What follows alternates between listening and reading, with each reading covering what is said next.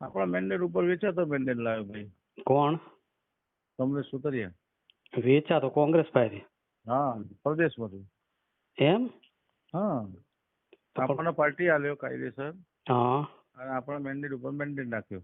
હા. 3 માં 5 માં કહીએ. બરાબર. તો પણ તમને પાર્ટીએ તમને મેન્ડેટ આપેલો ને પેલા? હા, મને પેલા આપેલો. તો પછી બદલી ના હકાય ને કે? પણ એ ઉપરથી લાવ્યો. પ્રદેશ અમિત ચાવડા. તમને કેવી રીતે ખબર પડી? આ તો અંદર રજૂ કર્યું એટલે ખ્યાલ તો ને આજે ચકાસણી. અચ્છા, આજે ચકાસણી ખ્યાલ આવ્યો એમ ને? યસ. તમારું ફોર્મ જે હતું પાછું ખેંચવાનું હવે? ફોર્મ રદ થાય ને મારું ઓટોમેટિક. અચ્છા, રદ થાય એમ ને? હા, યસ. બરાબર. ના પણ અપક્ષમાં તો ચાલુ છે ને ઘનશ્યામભાઈ? ના, અપક્ષમાં પાછું અલગ વસ્તુ આવી. હા હા. 10 ઠેકેદારો ને 10 પેલા. હા હા, એ બરાબર. હા હા, બરાબર. તમારે રદ થઈ ગયું એમ ને? રદ થઈ ગયું. બરાબર. એમ કે હવે અનુસૂચિત જાતિના મતદારો દીઘામાં પડશે અને કોંગ્રેસના ગઢ ગણાતા આમાં ગાબડું પડવાની શક્યતા એમ. બરાબર. બરાબર. કોંગ્રેસી પેનલ ગઈ વખત આખી જીતી, આ વખત જીતશે?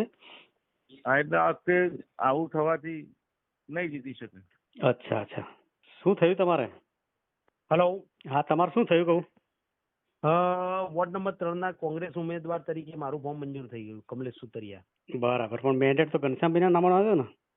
ના, મેન્ડેટમાં એવું હતું કે મારો છેલ્લો મેન્ડેટ મારો આવેલો. પાર્ટી કોંગ્રેસ પાર્ટીએ 14/58 કમલેશ સુતરિયાના નામનો મેન્ડેટ આપેલો છે.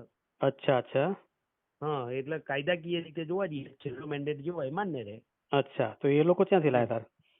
એ સારું ખબર નહીં. સારું એ જાણીએ કે સારું. હવે એમનું કેવું એવું છે કમલેશભાઈ વેચાતો લઈને આવ્યા કે? ના ના ના, પ્રદેશ કોંગ્રેસમાંથી એવું કોઈ પાર્ટી વેચાતા મેન્ડેટ મળતા નથી. એવા કોઈ વેચાતા ઘનશ્યામભાઈનો ભૂતકાળ બધા જાણે છે. આવા આક્ષેપો કરવા વાળા અને અગાઉ ભૂતકાળની અંદર ભાજપ સાથે સંકલન કરીને શું શું કરેલું છે એ આખું મહેસાણા જાણે છે ને આખું ગુજરાત જાણે છે.